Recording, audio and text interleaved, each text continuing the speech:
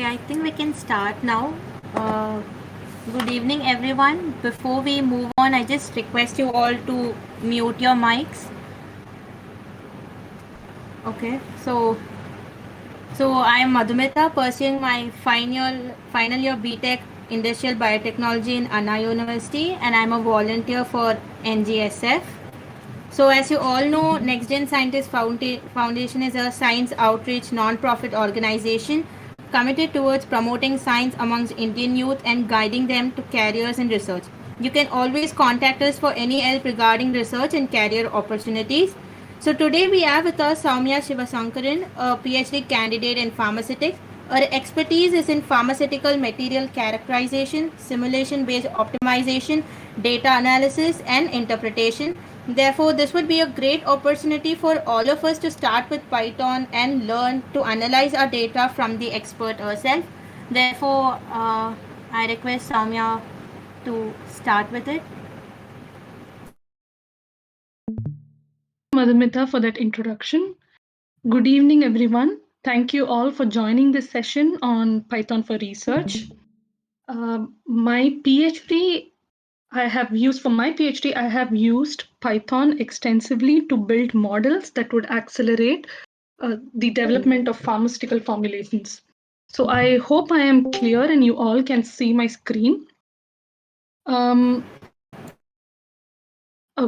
so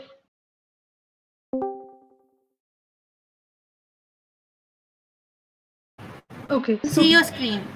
yeah, thank you. Thank you for confirming. So basically in today's session, we are going to see what Python is, what are the basic modules available there, what are the basic functionalities of each module, and how you can use them. We are just going to go over a few examples and also how to get started with Python. So this is ideal for any of you who have never been exposed to Python. Um, we'll give you a good idea on how to get started with it and how you can learn Python by yourself starting after the session. So I hope you all had the chance to download Anaconda from this link and also the workbook that I had sent, the Jupyter Notebook. So if you all had, I would recommend you to open the Jupyter Notebook. But in case you haven't, it's okay. You can still follow, and you can always, contact us via the Skill Studio chat to know more about it in case you have any questions later. So if you have downloaded Anaconda, when you open Anaconda, this is the screen that you will get. And here you have Jupyter Notebook. You can launch this. Once you launch, it opens in your browser like this. And all you need to do is go to the folder where you have stored the Jupyter Notebook that I had sent and download it and open it, and open it. So when you open, you will find that this is the Jupyter Notebook that I had sent in case you have already set it up. If not, you can follow the instructions in the manual and you can set it up and open this notebook anytime later for you to practice or just have a look at the basic functions of Python. So now in case you want to open a new Jupyter Notebook, you can just go to New right here and then click on Python 3. So it opens a new Jupyter Notebook. And each of this is called a cell. So in this cell, you would input a code and then you would run.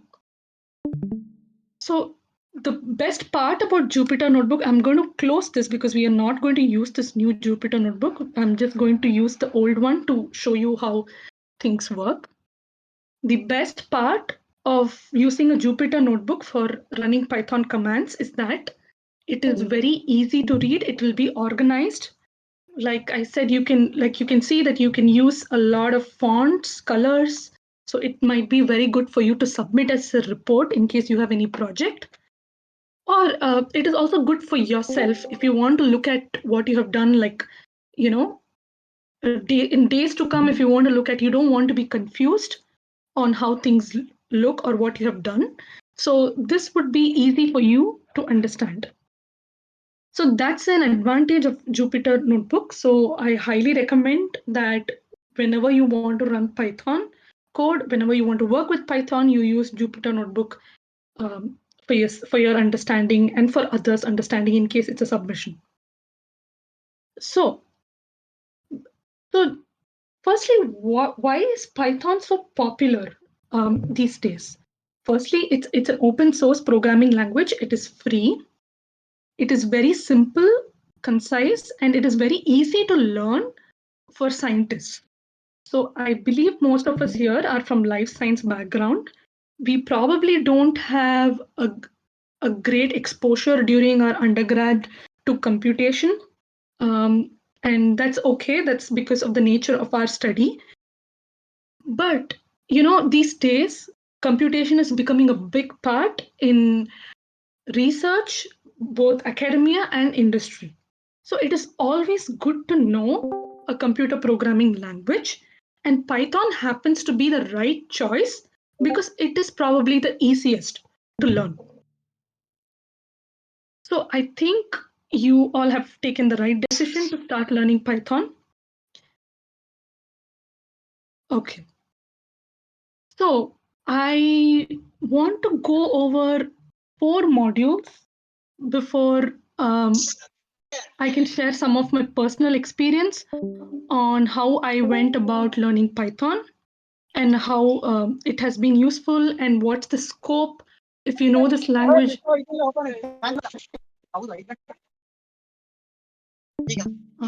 I'm ಏನಂತ ಹೇಳಿದೆ ಏನ್ ಹೇಳಿ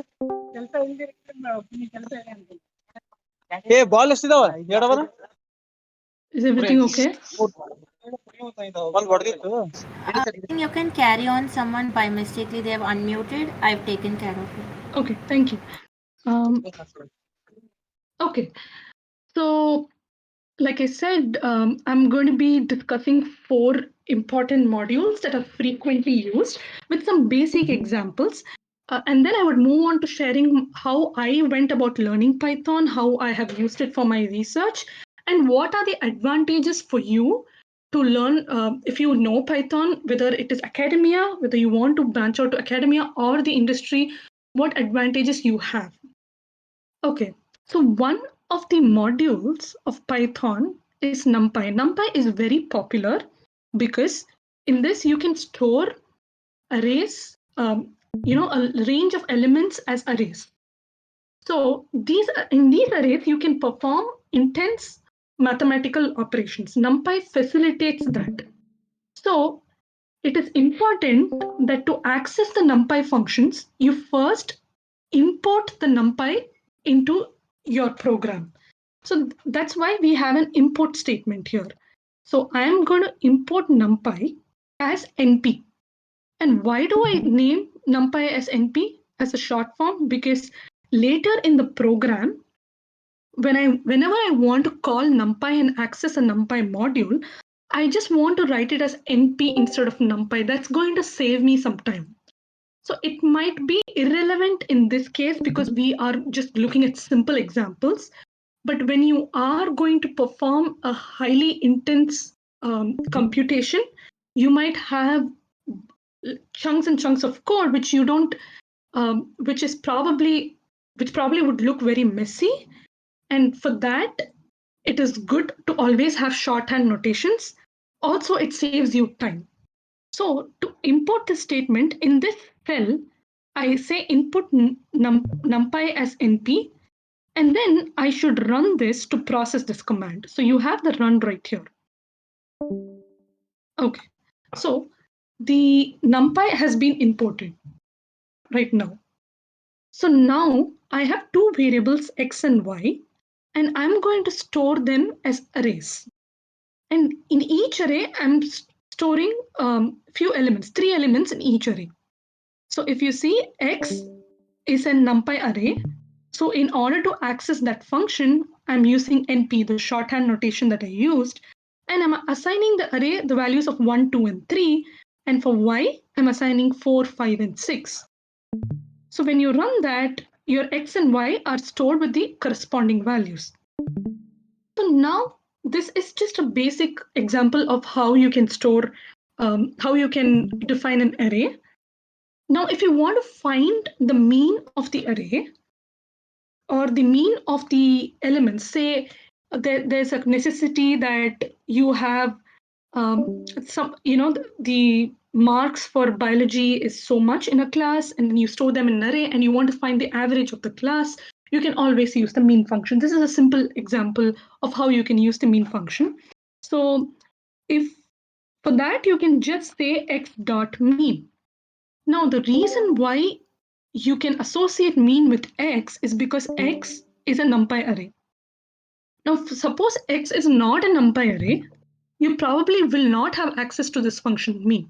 So it is very, very important for you to know what functions are accessible by each variables. That really depends upon the type of the variable. And here the type is array, and array has the function mean, and so I can use mean.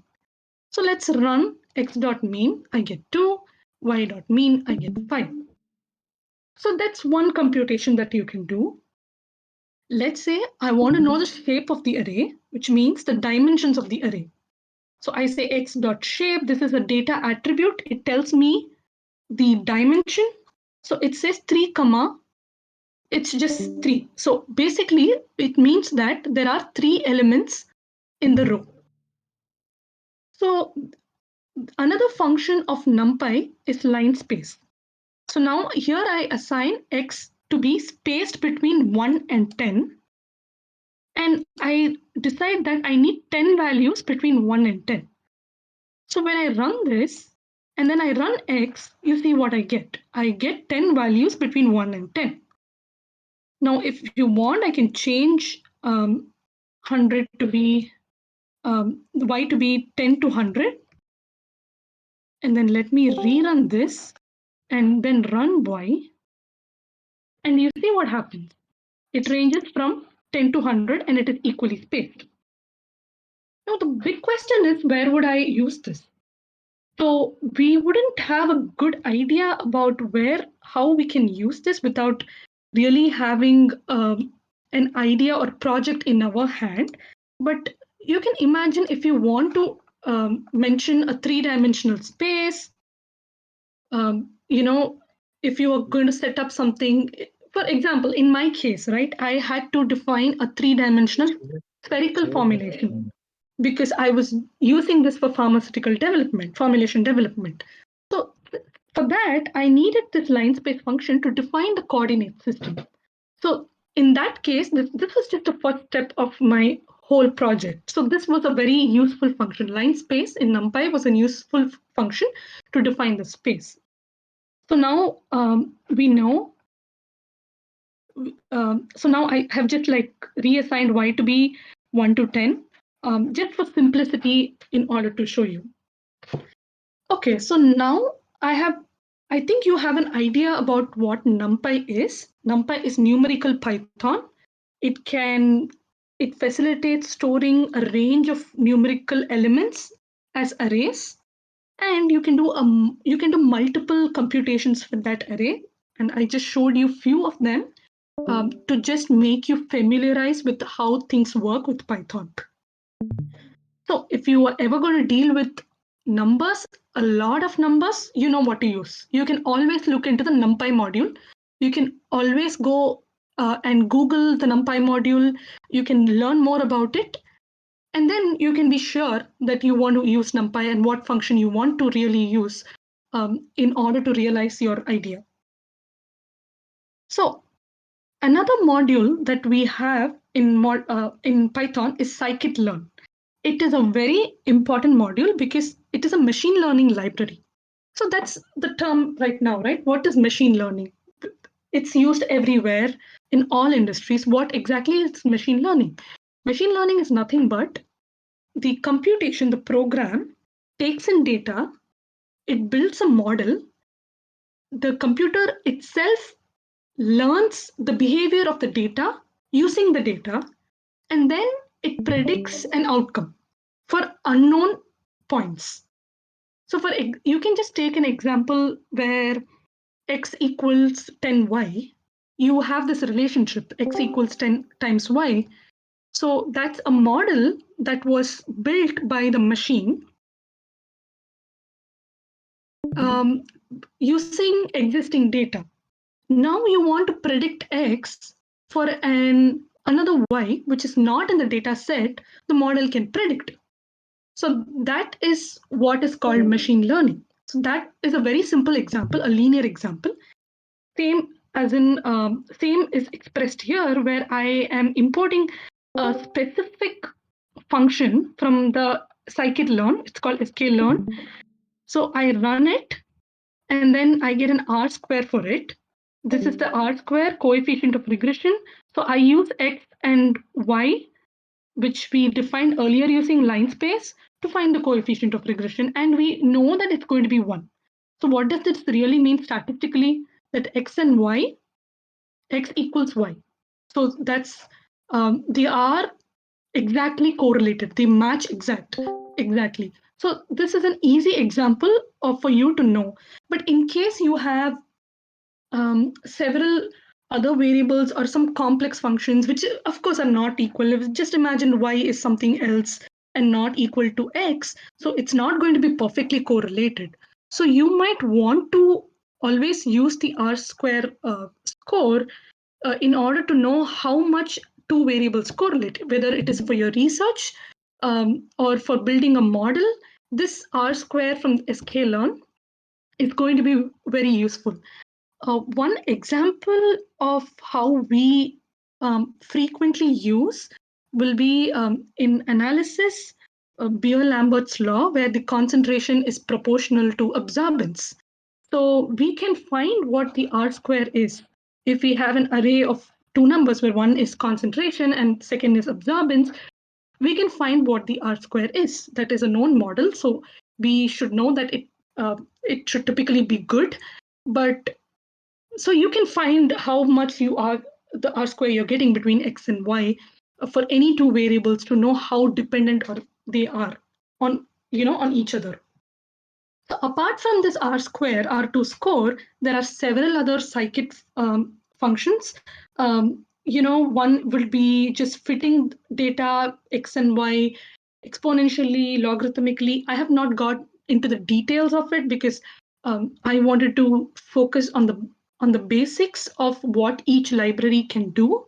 So scikit-learn is a machine learning library where you can fit the data into models. You can get R2 score. You can also predict, data for new values, and that can help in with many things, like whether it's going to be, further understanding of your data, or in industry it can be used during the development of a product where you want to accelerate. So you accelerate the development, so you know the model, you can predict for the new output for new variables, and then you can decide what to do in terms of manufacturing. So that's one way scikit-learn can be used. So now we have covered NumPy and scikit-learn. Let's go to matplotlib, which is visualization, a graphical library. We all need it as researchers. We all need to plot.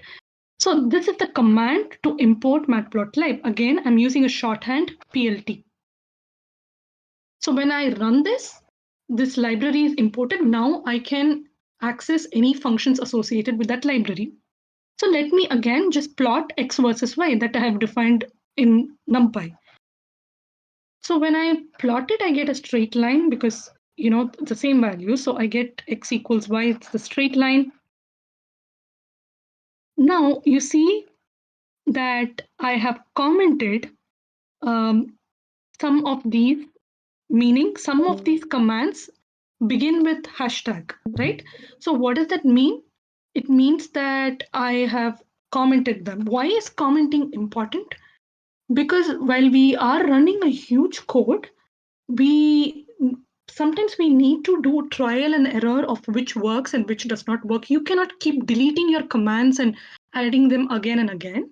So instead, when you comment, if you see only this command has run, only the first command has run, the next two has not run because of the because it has been initialized with hashtag.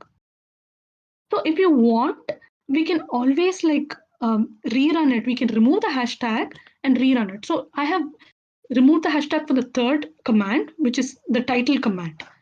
So when I rerun it, you see I get the title. Okay, suppose you don't want line plot. This is a line plot. You don't want line plot, you want scatter plot, you can do that.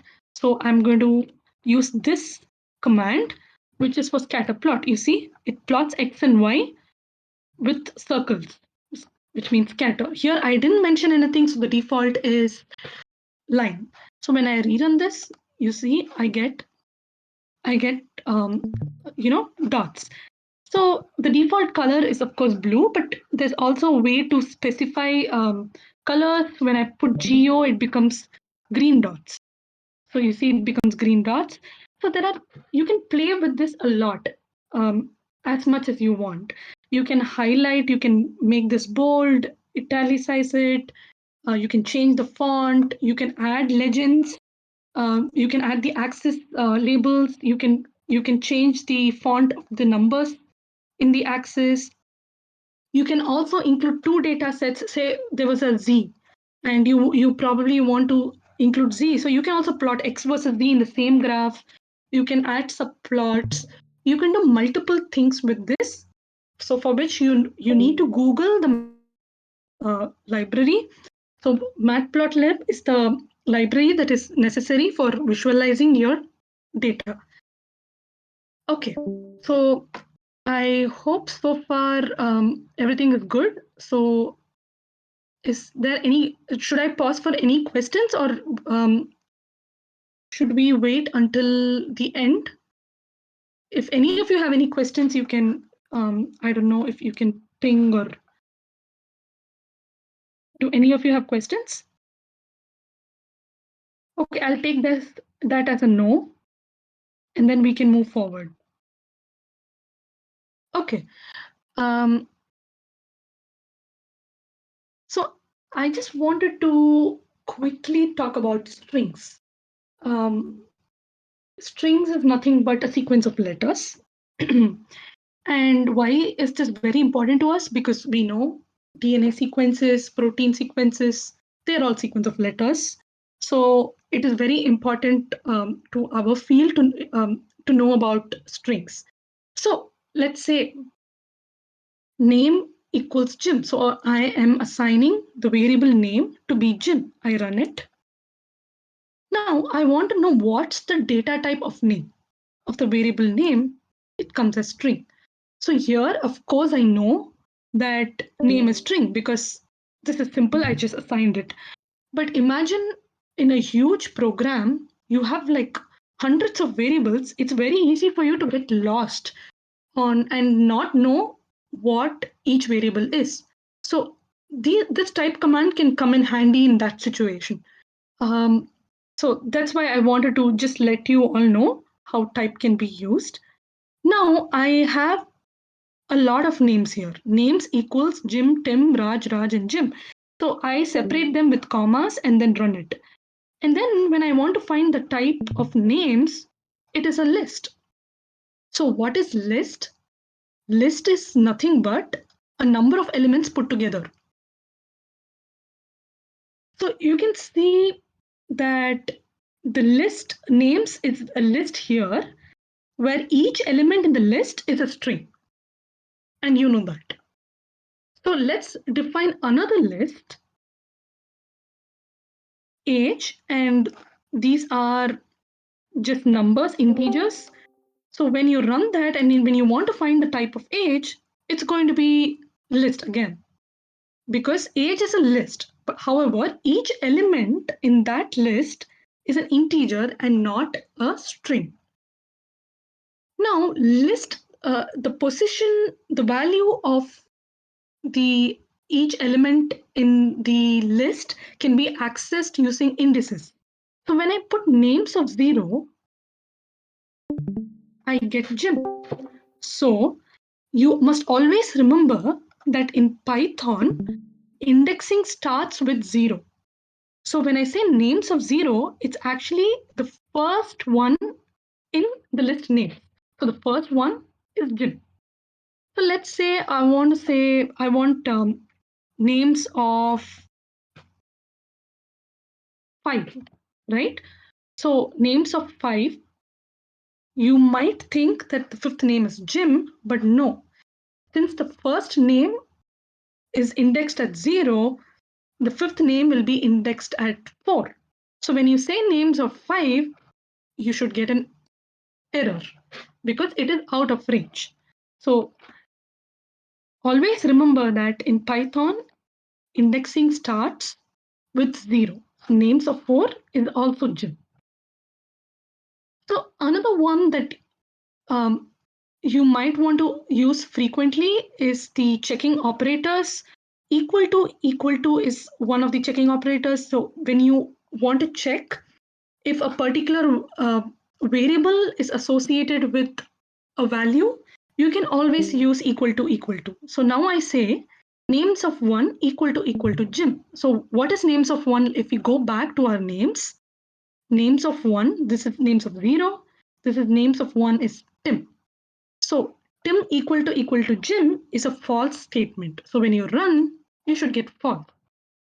However, if this was names of 0 equal to Jim, you would get true because names of 0 is really Jim.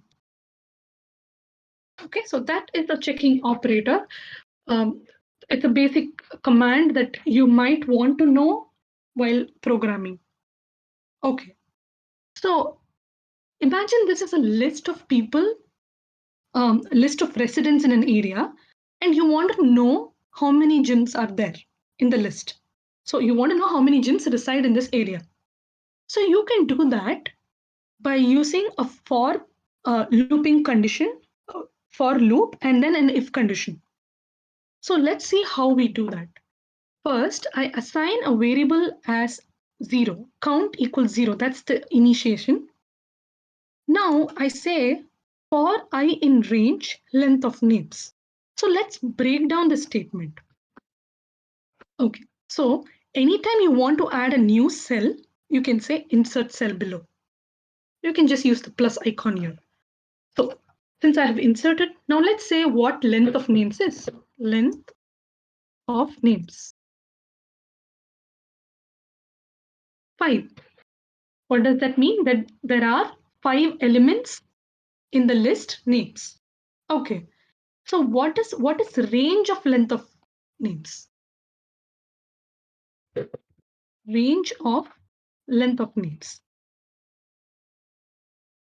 0 to 5. So it means that it starts at 0 and ends at 4. So this is something, is a syntax that you'll have to remember. So when I said Python indexes always start with 0, it means that the first element is always addressed at 0. But however, the range function will always include include plus 1 to the last index. That's how the syntax of Python is. So when you say range of 0, 5, it means that the address stops at 4 and that there are 5 elements from 0 to 4. So during the for loop, when it says 0 to 5, this command accounts to be from 0 to 5. So it runs for 0, 1, 2, 3, and 4. So it runs 5 times. So let's see what runs 5 times. Let's go into the entire loop and analyze what happens. So for I in range 0 to 5, so first I is initialized with the value 0. If names of I equal to Jim, so names of 0, first I is 0, names of 0 equal to Jim, is that true? Yes, it is true. So when it is true, the condition below is executed, which is count equals count plus 1. So count is initially 0, so you increment it by 1, so it becomes 1. Now, the statement again goes to the for loop. Now I is incremented to the next value. So I was initially 0, I now becomes 1. If names of 1 equal to Jim, is that true? No, names of 1 is Tim. So this is false, so count doesn't get incremented. So this happens until names of 4, which because the range is 0 to 5, so it happens 5 times. So you know that there are 2 Jims. So when you execute the statement and you print count, you should get 2, which means that there are 2 Jims. So this is important in Python. It is very important for any language to know about looping and conditional operators, because we might have to check conditions and we might have to loop for a range of values.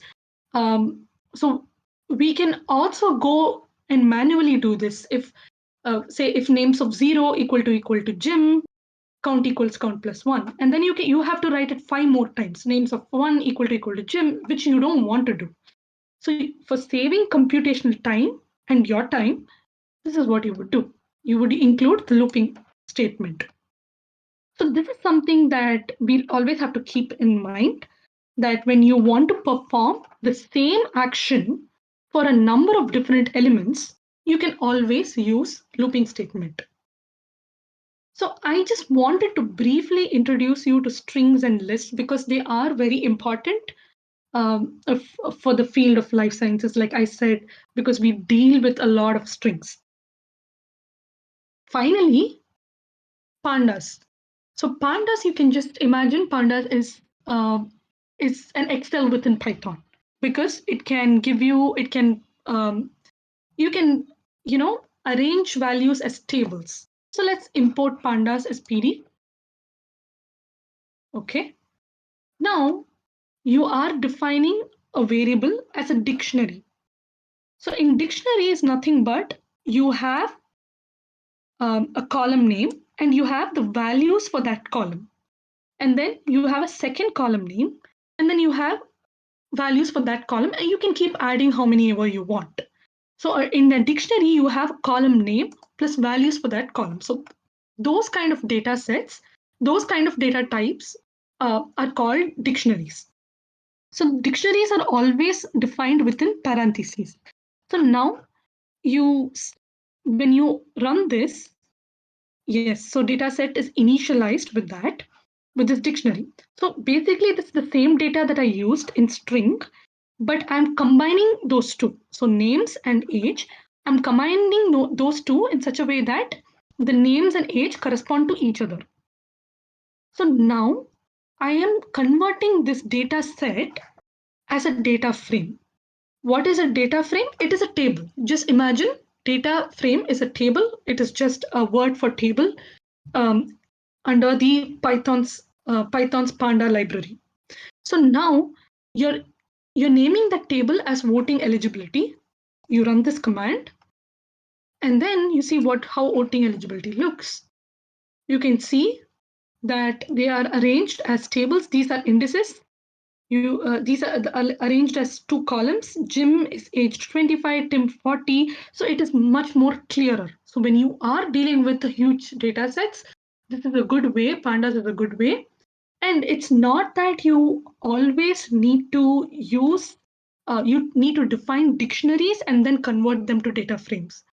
If you require to use this for large data sets, then you can definitely import CSV files, Excel files, text files, and then convert them into data frame. That is also a possibility. Now let's again look at one function where we want to evaluate the voting eligibility of each of these persons living in that residential area, and that's based on age, as we know. Greater than or equal to 18, yes, they are eligible. So how do we do that? So we can do that with a simple numpy where statement. We could have also done that with if statement. But see, and we'll have to loop them in. So this is a simple, in pandas, this has become just one line of code, as you see. So now what have I done? So I am saying add a new column called eligibility to voting eligibility.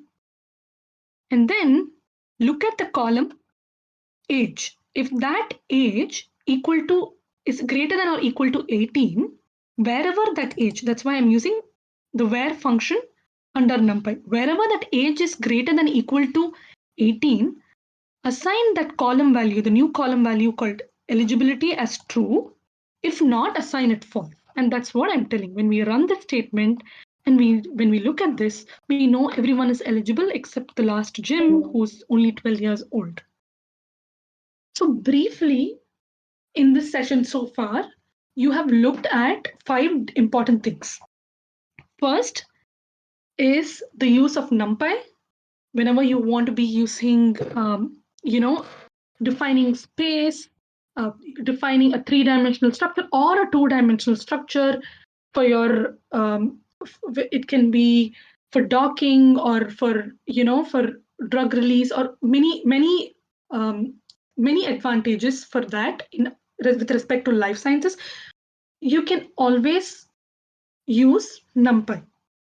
There are a lot of computational functions within NumPy. More than these, I have just shown you few basic things for you to get an idea. For you to fit, two or more variables to get a statistical analysis of the model for prediction for R-square values, you can use the scikit-learn library. For graphs, you can use the matplot library. Strings and lists are very important. You will have to know how to deal with them, since if you are working with proteins and DNA sequences. Another big thing, you will have to know a lot about looping, how looping works. You should be very clear with it. Conditional operators, because it is very necessary, because we can't keep repeating the code again and again. To shorten the code, we always use looping. Finally, I also introduced you all to Pandas, which is nothing but Excel, but you can also do a lot of data analysis. You can, especially when you have huge data sets, a lot of records, you can use Pandas. It will definitely make your life easier. So with that, I don't have much more to show as such, but I wanted to give you all a brief about how you can go and learn Python if it is necessary, and what are the uses. But in case you have any questions about this, I can definitely answer. Do you have any questions on this notebook?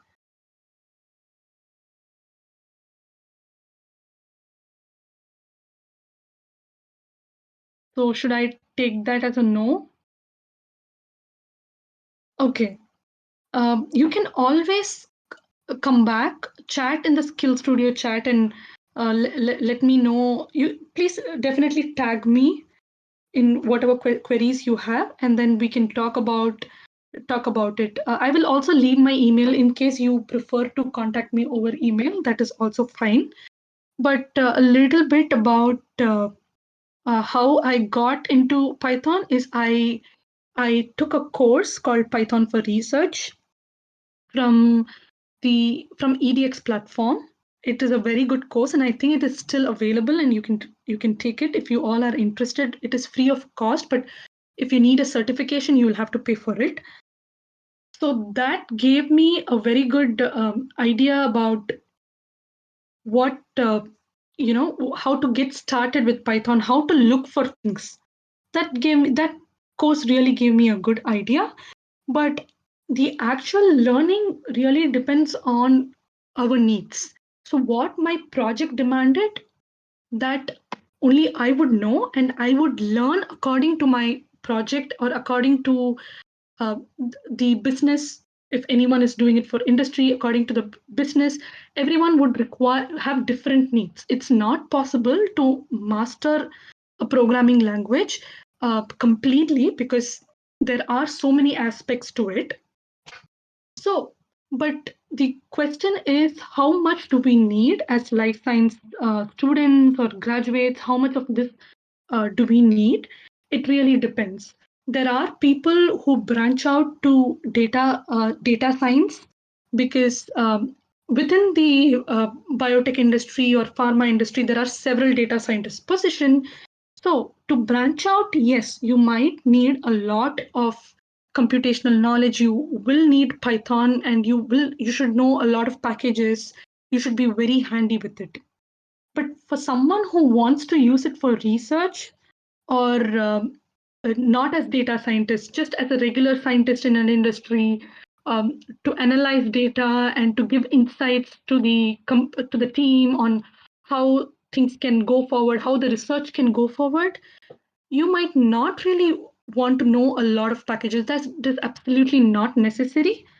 But the skill that we will all require is that we should understand the science.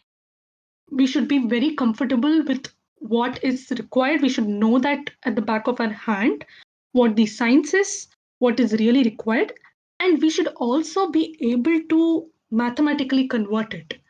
Logically think how that can be converted in a programming language. So that is something that we all require. We don't need to know all the functions available or the syntax of each function at the back of our hand. We can definitely Google that. There are so many resources available online, but we will have to come up with the idea of what we should do to model the data. So that is the thing that we all require, that we all need to inculcate in us with practice.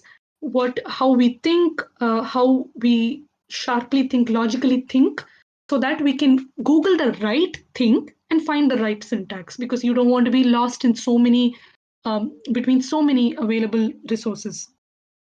So that's all I have today. And I have also prepared 3 questions for you all. If any of you are interested, I will leave them in the chat box, Skill Studio chat. And you can, if you want, you can work on it. Or if not, you can definitely work on it. Please don't look for solutions directly in the internet. I would suggest you think what you should do. These are relatively simple, but a little bit higher than the examples that I showed. So I would suggest you all think on how to arrive at the solution, and what you can Google is the syntax of the command. So, for example, if you want to know the mean of so many numbers, you should have thought that, hey, I should know the mean of so many numbers. Even if the question does not ask that, you should have thought that process. And of course, you can go ahead and Google how to use the mean function. So this exercise will probably give you a practice on how you approach a problem.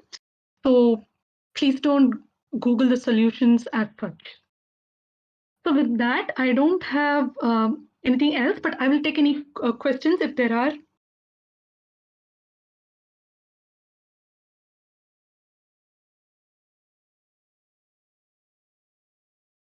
Anyone has any question?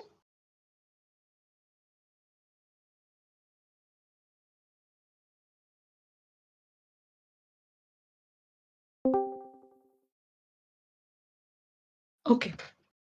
So what is the last 10? Yes. So there's 1, 10, and you are spacing 10 points between 1, 10. That is the last 10. So if you are using the workbook, you can also try 1, 10, 100, which means 100 space. And I think I still have it, so I can show you. So let me change this to 100. Right? So now when I run this, see, there are 100 points equally spaced between 1 and 10. So this tells you how many points you want to be spaced. Any other questions? I hope that was clear.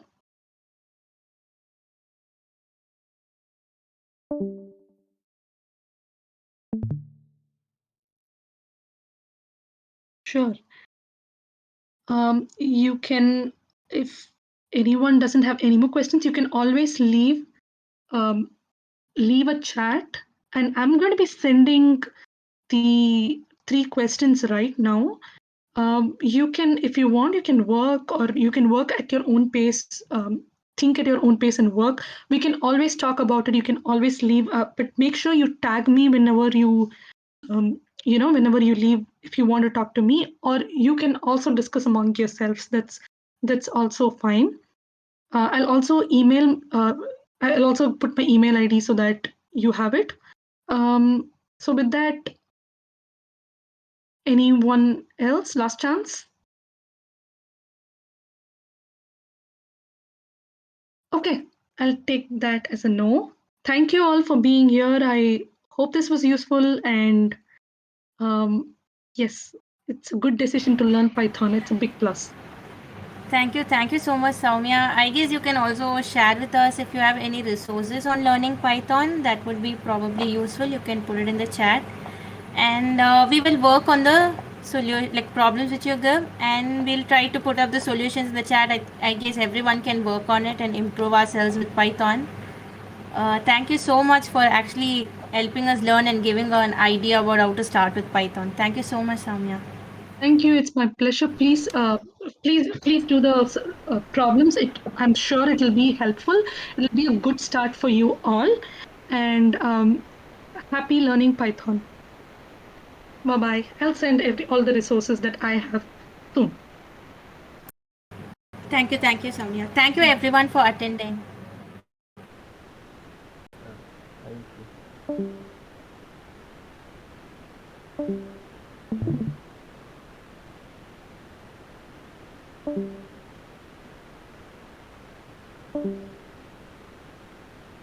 Thank you.